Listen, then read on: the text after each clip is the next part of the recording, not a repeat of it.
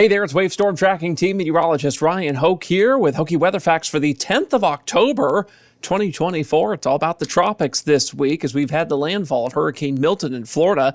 Now, Milton did something that was pretty rare a little earlier this week. It had an eye that was only about 4 miles across at one point, small pinhole eye.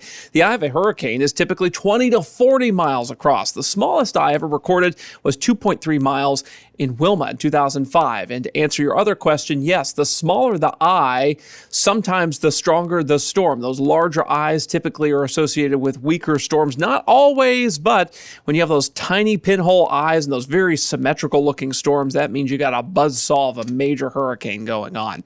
Speaking of landfall of Milton here, it did something that hasn't been done in a long time.